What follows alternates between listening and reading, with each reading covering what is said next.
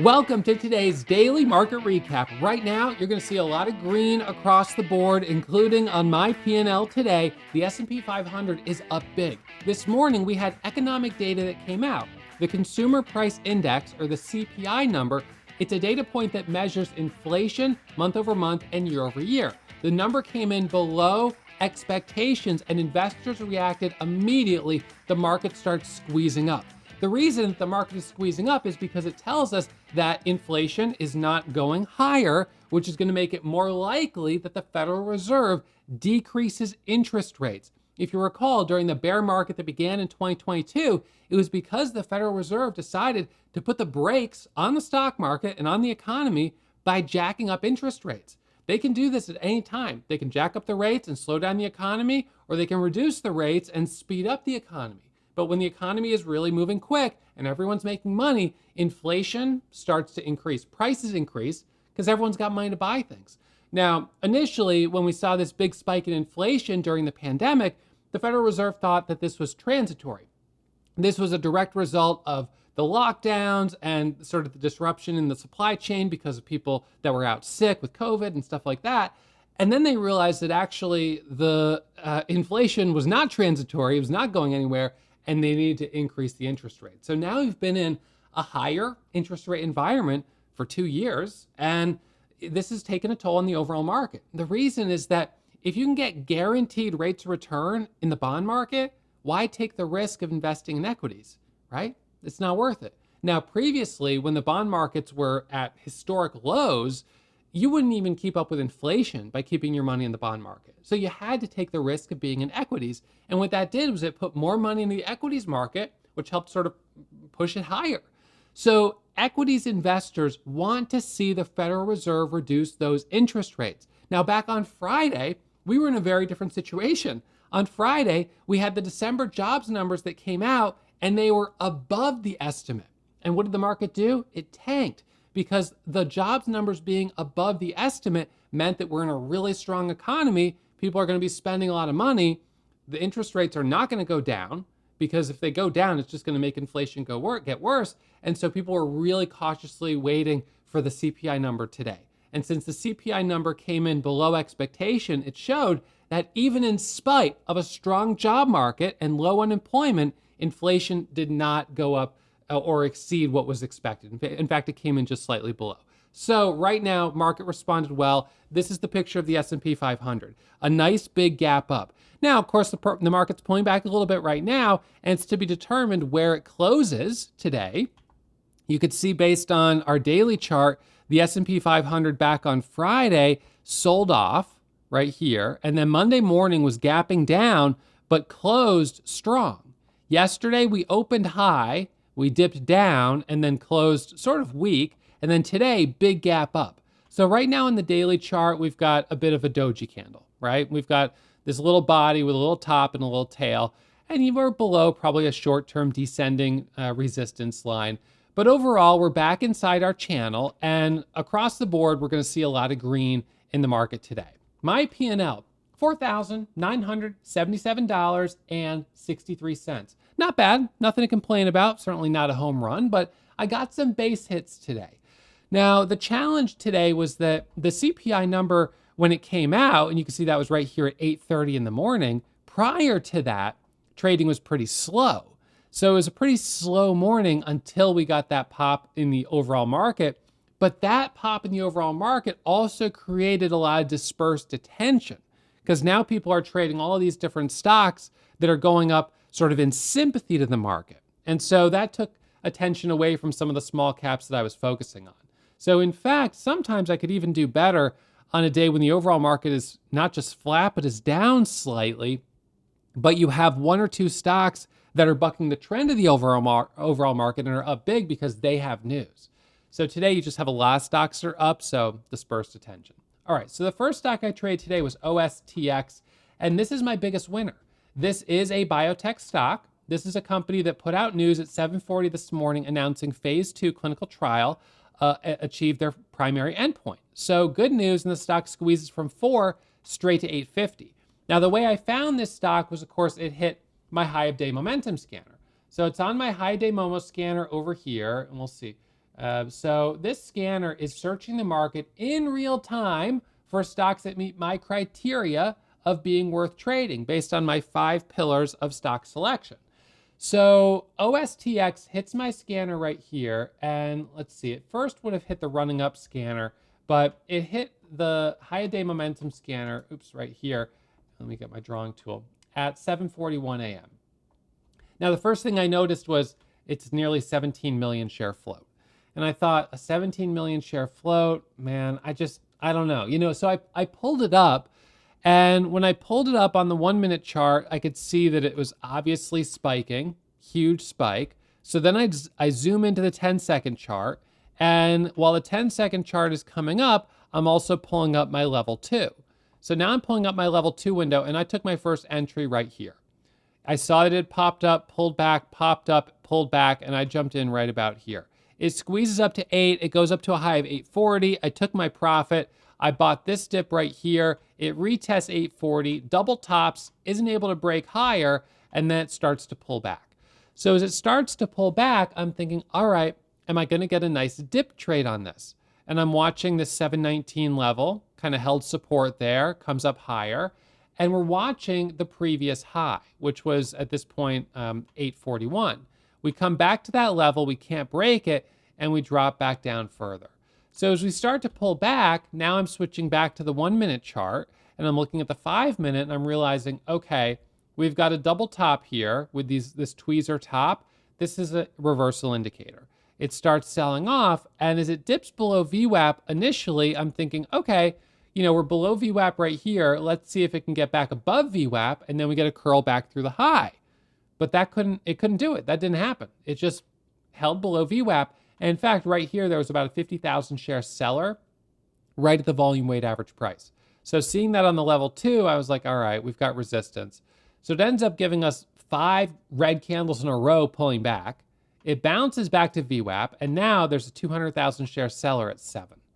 It goes sideways until at the open that seller breaks, and then another seller comes in and dumps it, and it halts down.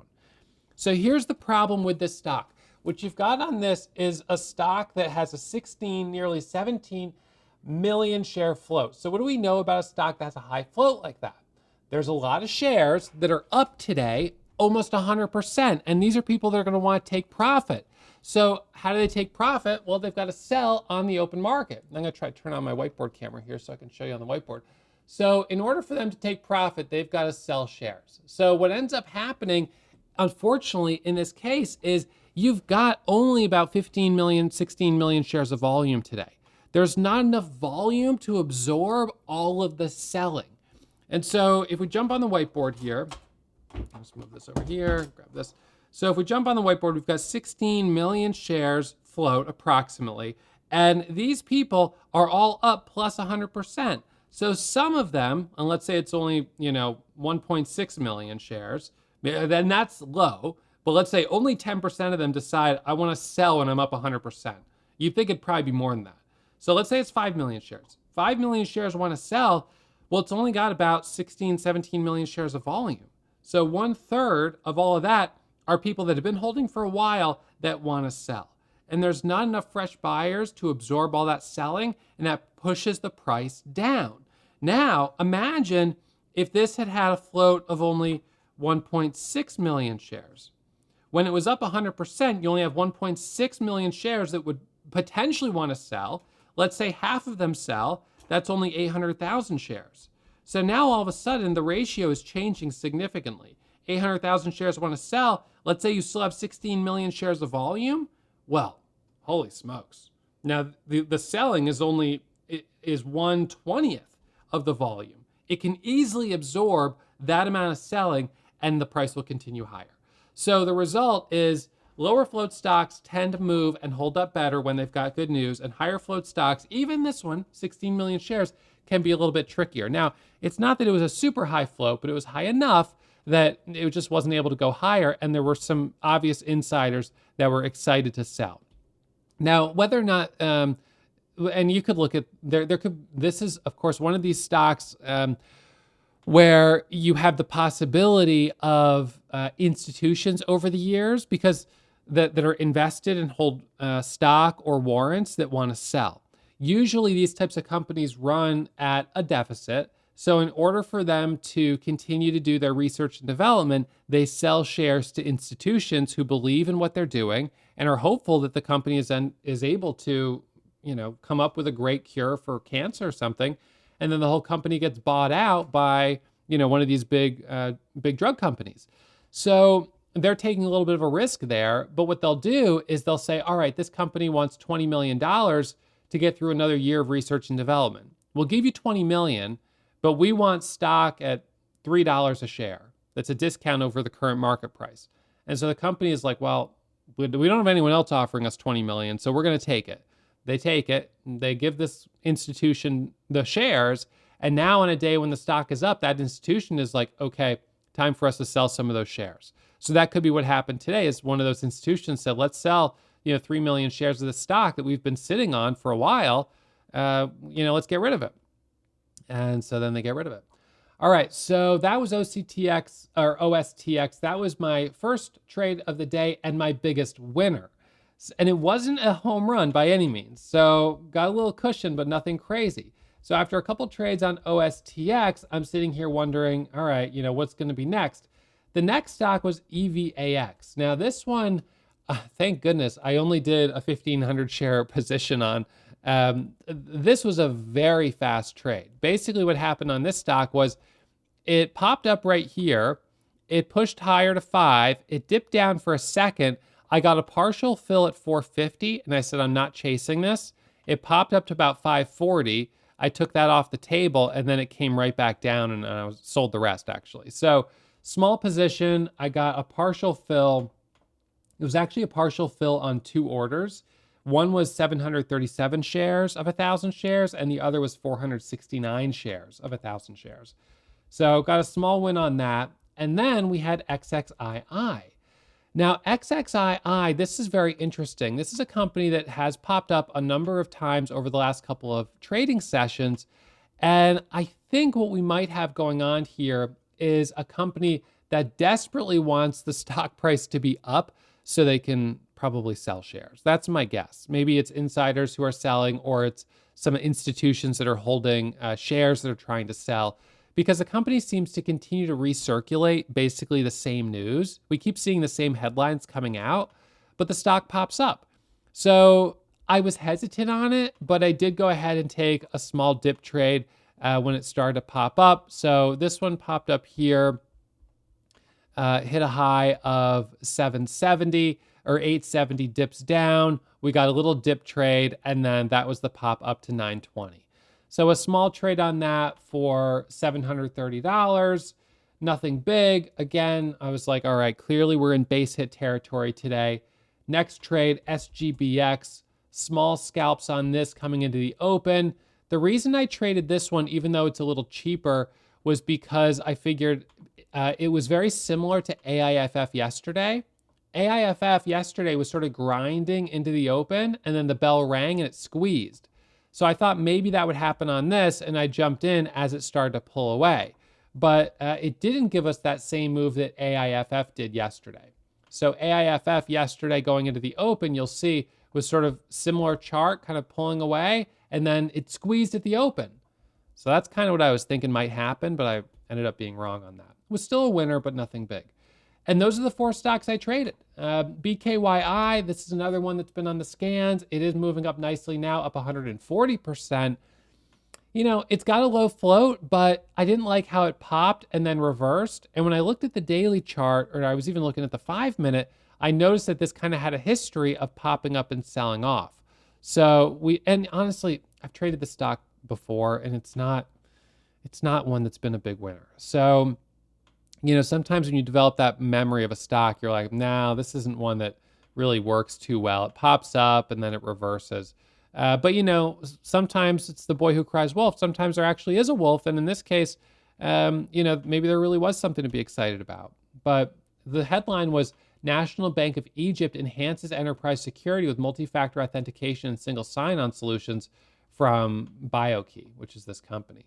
So that's the headline. So I'm like, all right, they've got a new contract, but anyways, so I guess I underestimated it, but good job for those of you guys that did trade it. And for me, I stayed here till about 10:30 and then just felt like I was pushing my luck and didn't want to give back profits. So sitting just under my daily goal. But here's something that's interesting. So today at 4,900, yesterday I was up a little bit more in gross profit, but yesterday my commissions were higher because I traded more.